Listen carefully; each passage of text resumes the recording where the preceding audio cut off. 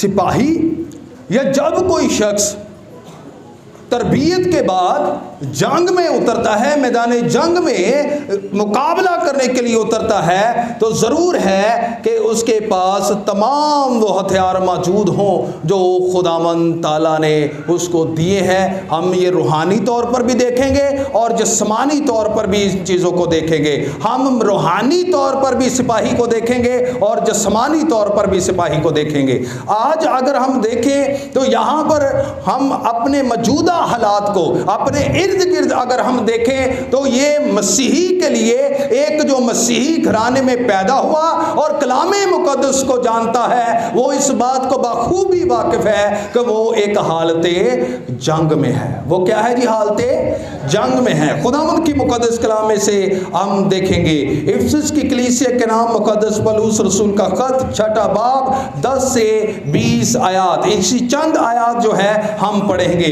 गर्ज खुदावंद में और उसकी कुदरत के जोर में मजबूत बनो।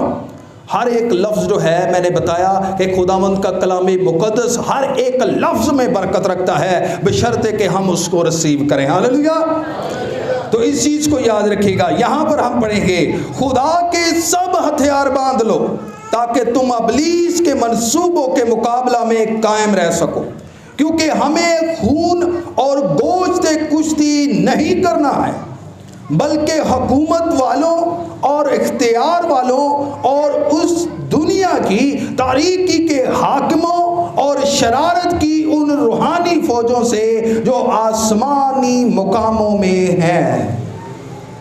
इसलिए इस वास्ते तुम खुदा के सब हथियार बांध लो ताकि बुरे दिन में मुकाबला कर सको और सब कामों को अंजाम देकर कायम रह सको। खुदावंद के मुकद्दस और पाक कलाम के पढ़े जाने और सुने जाने के वसीले से हम सब पर बरकत हो। हालेलुया। ये मैंने सिर्फ और सिर्फ इन आयत तक पढ़ा है, लेकिन हम इसको आयत ब आयत देखते जाएंगे, लेकिन हम इस चीज़ को देखेंगे कि हम बेहतर तौर पर जो है इन चीज़ों को समझ सकें। इससे पहले कि हम खुदावंद के मुकद्दस कलाम की पढ़ी हुई तलावत की तरफ जाएं, हम अपने मज़मून को ज़रा थोड़ा सा देख लें कि मज़मून का मतलब क्या है, हम क्या सीखने वाले हैं, हमारी ज़िंदगियों के लिए क्या दरकार है। यहाँ पर हमारा मज़मून क्या था जी? क्या था जी? मिन्नत वाली गल है की सी? मसल्ला, मसल्ला जंग।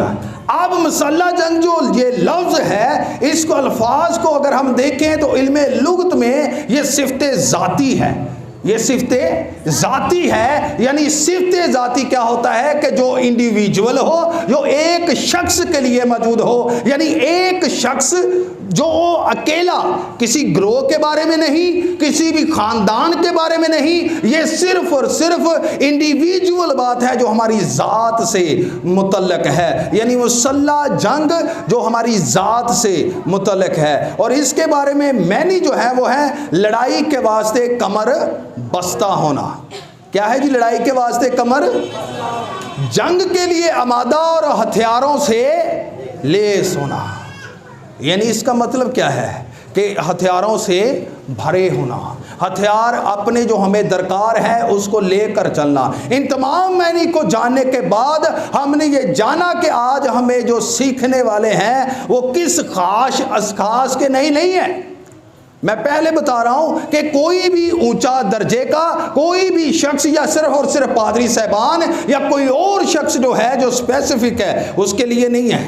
ये तमाम के तमाम उन लोगों के लिए हैं जो खुदावंद का जिंदा कलाम सुनते हैं, इस दुनिया में जो जी रहे हैं, इस दुनिया में ज़िंदगी बसर कर रहे हैं। क्योंकि अगर हम अपने दुश्मन के बारे में सोचें, फ़र्ज़ करें एक ख़ानदान में से एक शख्स जो है वो चर्च आता है, एक ख़ानदान में से एक शख्स चर्च आता है, तो क्या वो बाकी की बरकत ले जाएगा?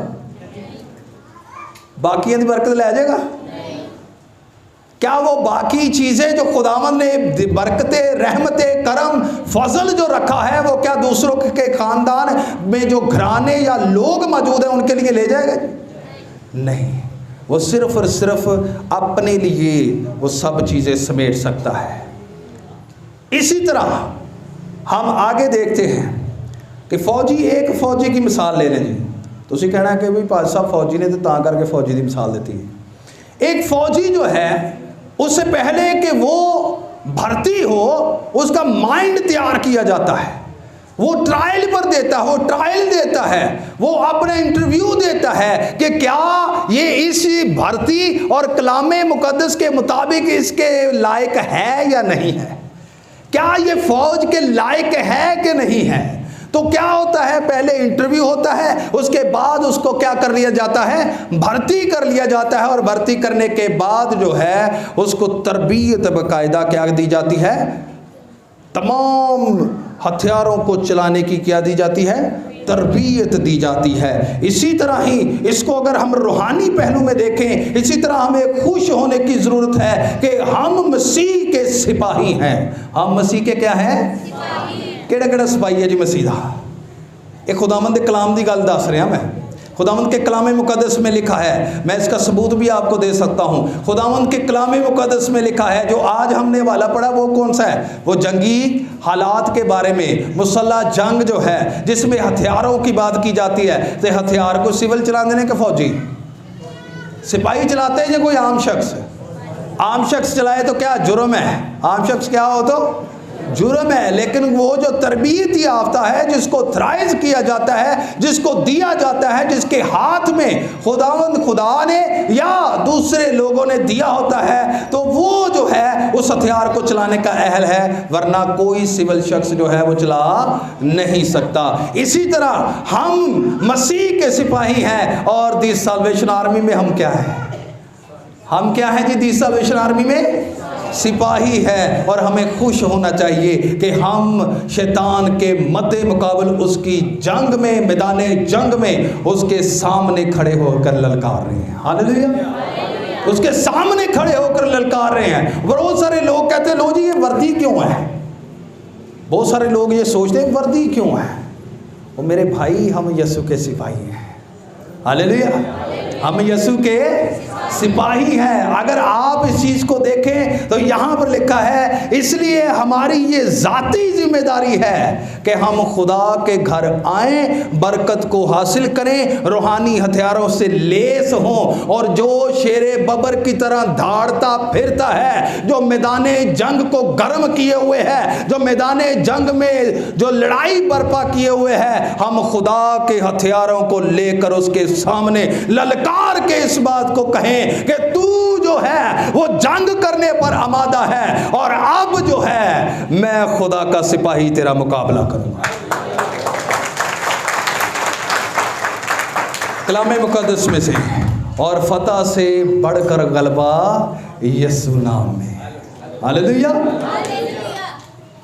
दूसरा थिमोथियुस दूसरा बाब 3 से 2 आयत हैं, तीसरी और चौथी। मसीह यीशु के अच्छे सिपाही की तरह मेरे साथ दुख उठा। कोई सिपाही जब लड़ाई को जाता है अपने आप को दुनिया के मामलों में नहीं फंसाता, ताकि अपने भर्ती करने वाले को खुश करे।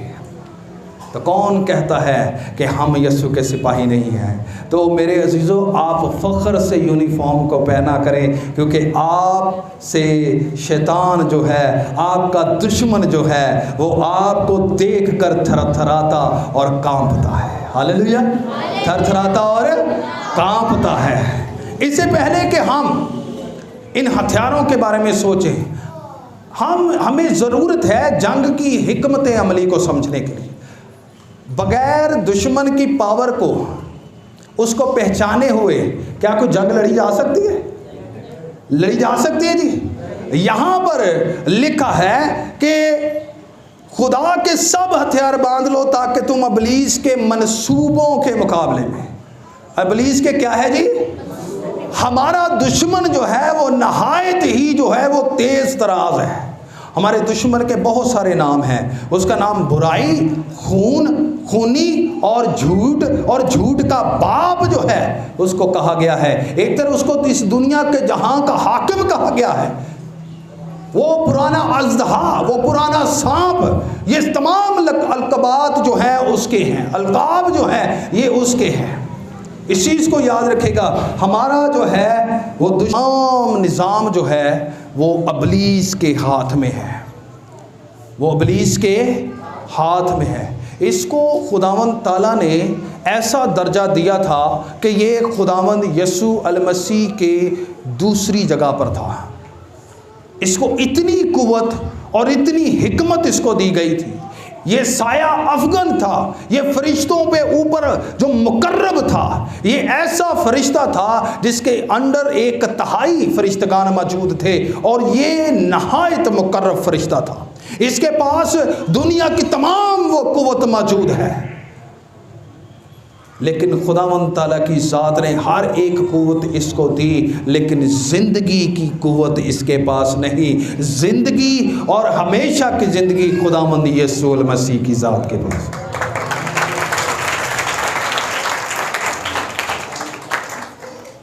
अब ये मंसूबे किस तरह बांधता है? हमारा दुश्मन बहुत तेज तरार, होशियार और इंसान के लिए, इंसान के लिहाज से बहुत ही फुर्तीला है।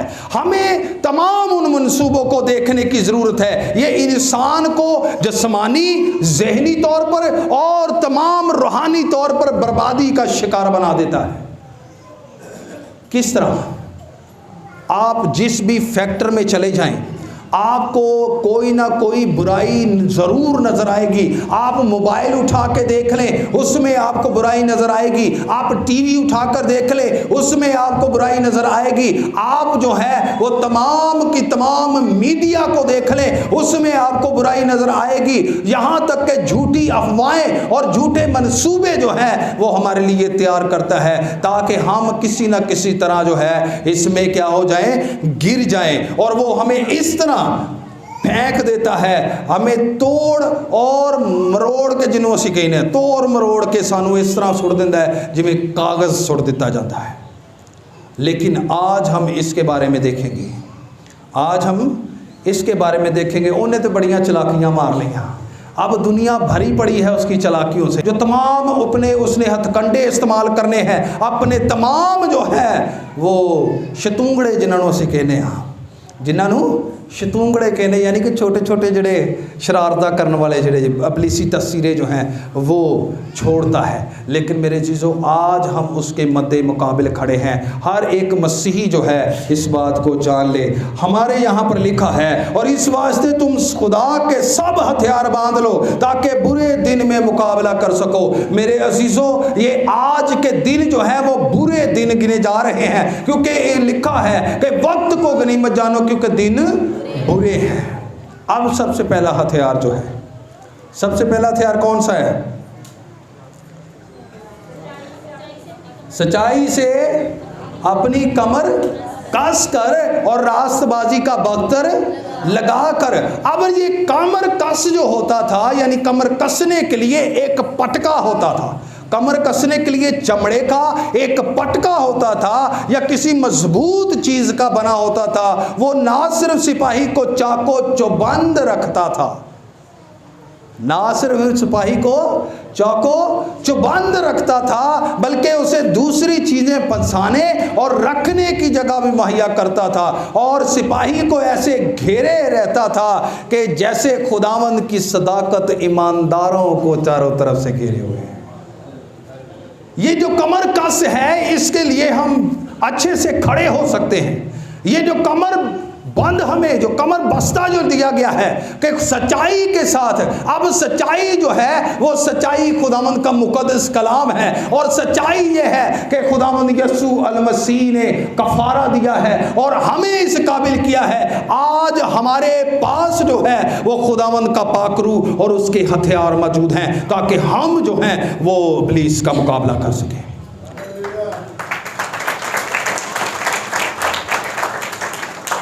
जब कमर कसने की बात आती है तो इसकी तैयारी की बात आती है। क्या आती है जी? तैयारी की बात आती है। और जब हम माइंडली तौर पर तैयार हो जाते हैं, जब जिस्मानी तौर पर तैयार हो जाते हैं, तो हमें कौन सी कुश्ती लड़नी है? कौन सी कुश्ती लड़नी है जी? कौन सी लड़ाई लड़नी है?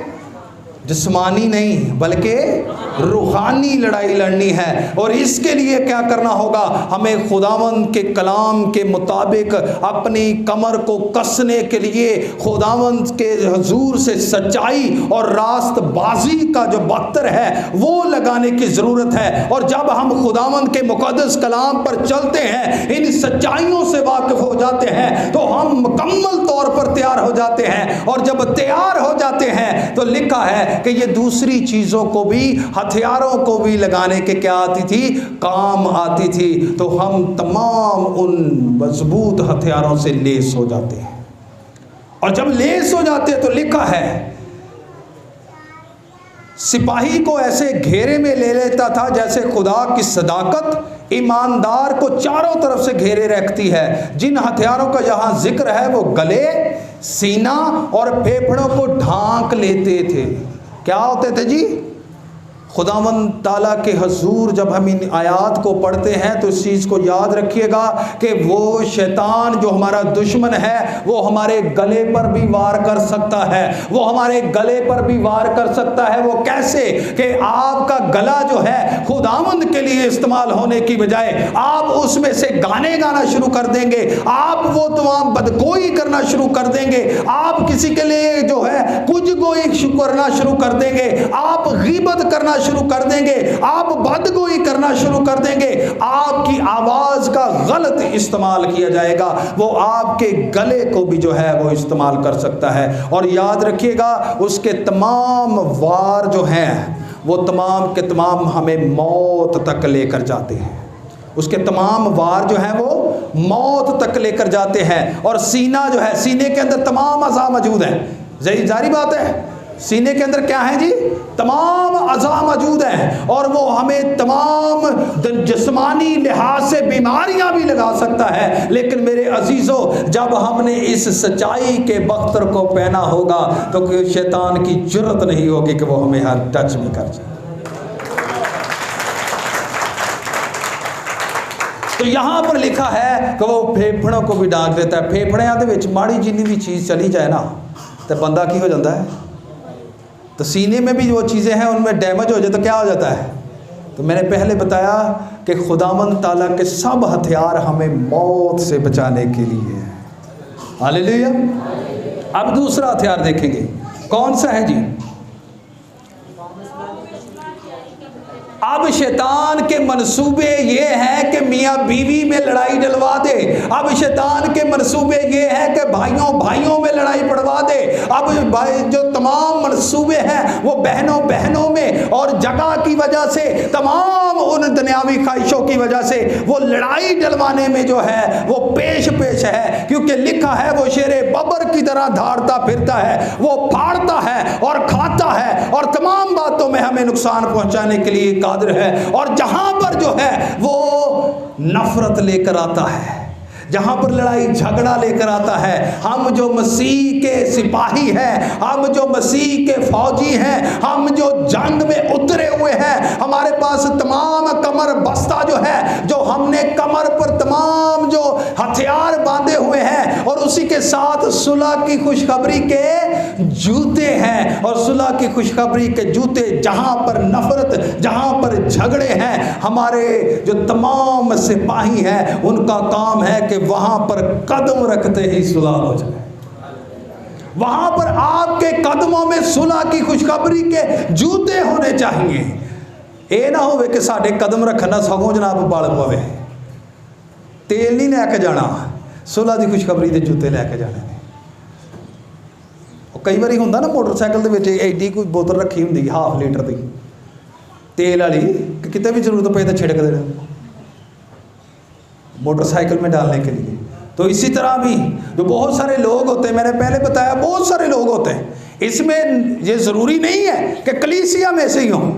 बहुत सारे ऐसे लोग भी यहाँ बरपा हुए हैं जो खुदा की खिदमत तो कर रहे हैं लेकिन अपने नाल पेट्रोल लैके फिरते हैं, अपने नाल पेट्रोल लैके फिरते इस घर च चुकी तो दूसरे घर च। हालांकि क्या है, क्या ही खुशनुमा वो कदम है जो खुदावंद की खुशखबरी को लेकर आते हैं। हालेलुया। क्या वो खुशनुमा है। अगर हम यसू मसीह के सिपाही हैं, अगर हमें खुदावंद ताला ने ये कलामे मुकद्दस दिया है, अगर हम मसीह कहलाते हैं, तो मेरे अजीजों हमारे पाँव में खुशखबरी के किसी लिए दोखली ना हो, किसी की दुख के लिए ना हो।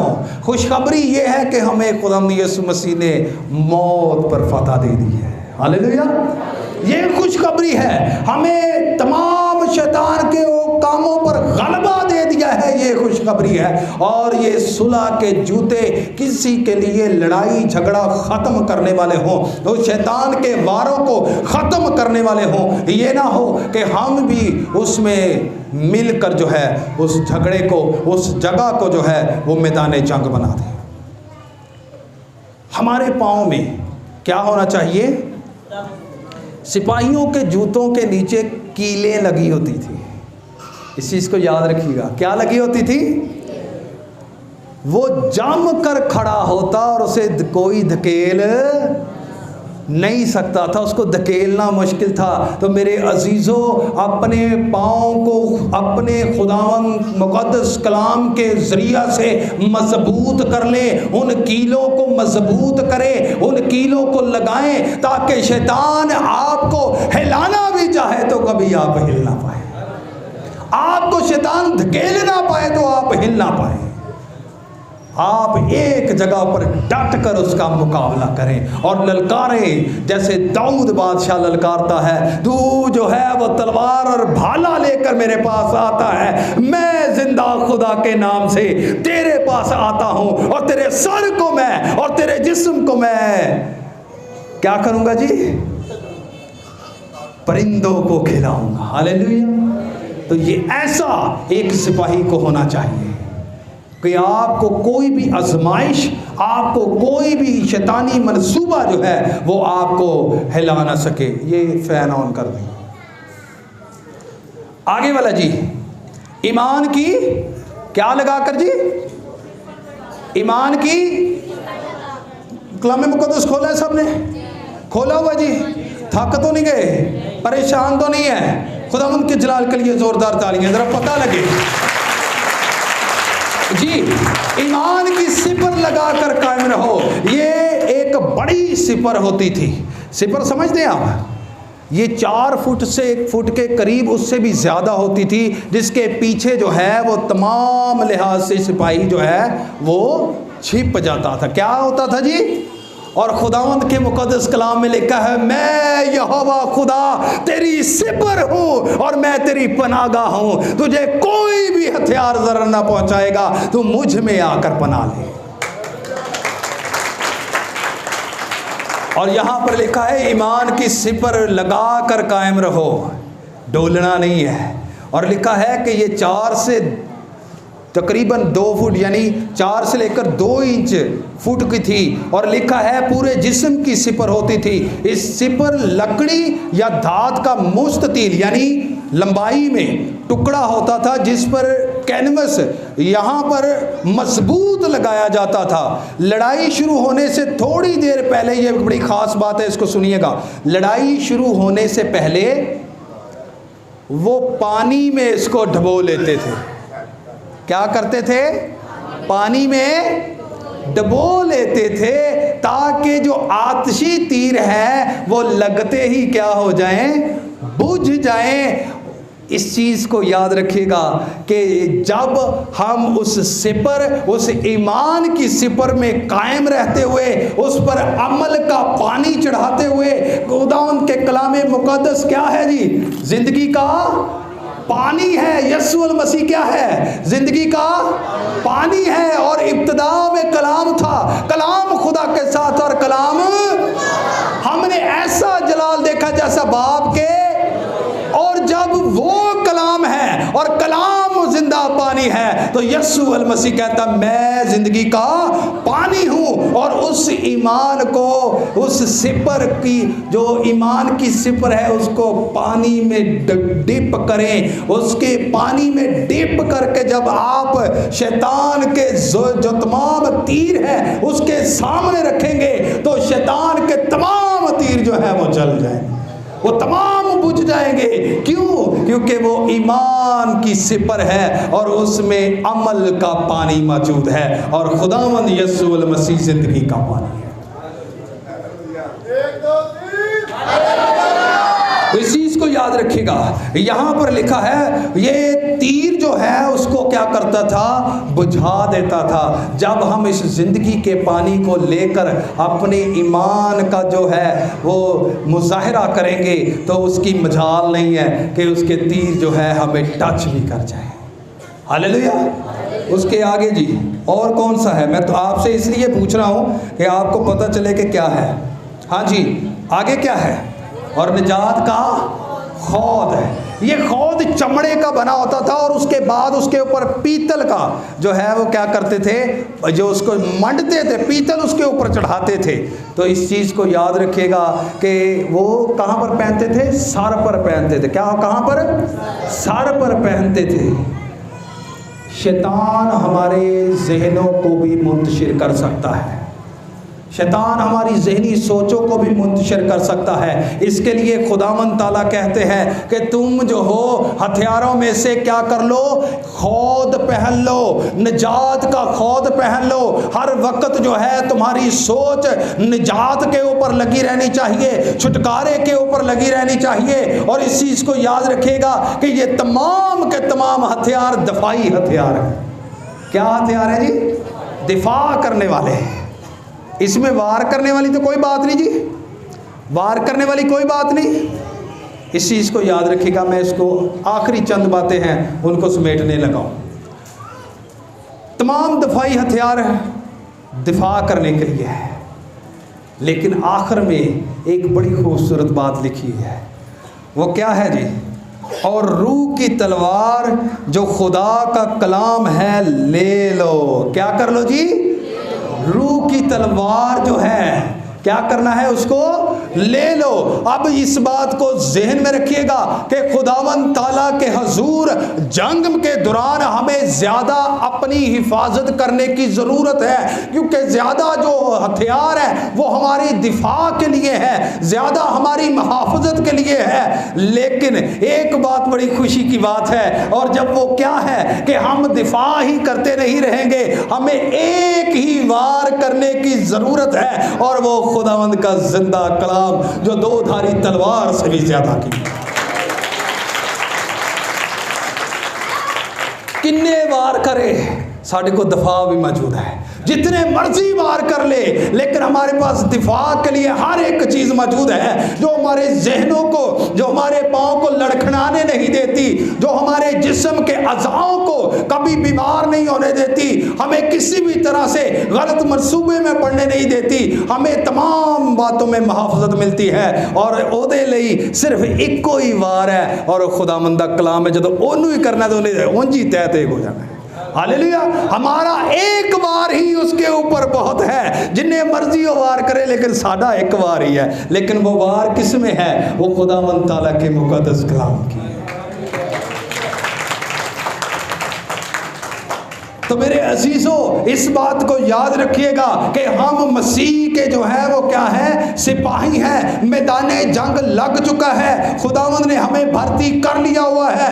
खुदावंद हमें दिन ब दिन कलामे मुक़द्दस की तरबियत दे रहा है, और जब तरबियत दे रहा है तो जब हम तैयार होते हैं तो खुदावंद का कलाम फरमाता है खुदा के सब हथियार ले लो, और क्या करो कि अपनी कमर को कस लो।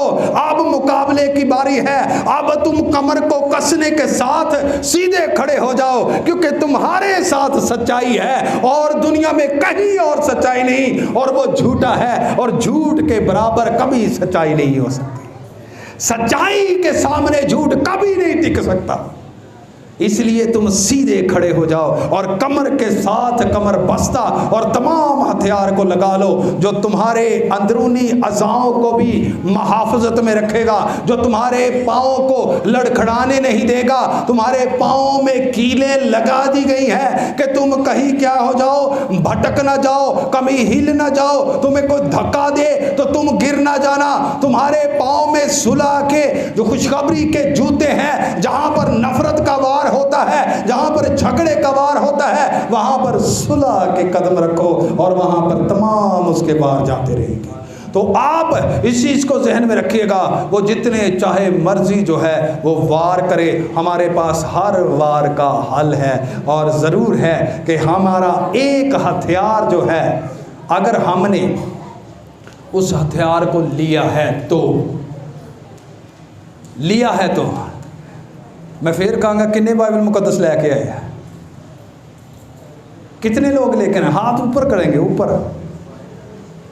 तो ये दोधारी तलवार से ज़्यादा तो क्या है? हथियार है। यही रूह की तलवार है ना, यही है ना दोधारी तलवार जो है, यही है। तो बाकी जिन्हों को नहीं है फिर समझ लो हथियार तो बगैर ने, उनके पास बाइबल मुकद्दस नहीं है। तो जब हम यस्सू के सिपाही हैं तो साढ़े को हथियार रहा है तो फिर की होएगा? क्या होगा जी? है फिर की होना है? फिर लोग कदे फिरना है ए पहाड़ों और टीलों हम पर।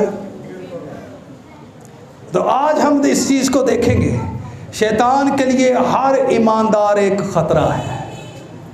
शैतान के लिए हर ईमानदार एक ख़तरा है। हम शायद अपनी बाबत ये ख्याल नहीं करते, असी अपने बारे में नहीं ना सोचते, लेकिन मेरे अजीज़ों, लेकिन जब हम ख्याल करते हैं तो कादरे मुतलक खुदा जिसने हमें इतना बड़ा इस्तेकाक बख्शा है, इतना बड़ा क्या कि बख्शा है, इस्तेकाक बख्शा है, और हमें इस काबिल किया है कि जब हम तमाम रूहानी हथियारों को लेकर जो है वो मैदाने जंग में उतरते हैं तो शैतान थर थर कांपता और डरता है। और इस बात से जो है कि भी इसके पास क्या है, खुदावंद का जिंदा और मुकद्दस कलाम है और तमाम हथियार मौजूद हैं, इसलिए उसके पाँव के नीचे से ज़मीन जो है वो खिसक जाती है। तो मेरे अजीज़ों, आज वक्त है इन चीज़ों को हम समझें। और सबसे बड़ी बात, क्या हम नहीं जानते कि तुम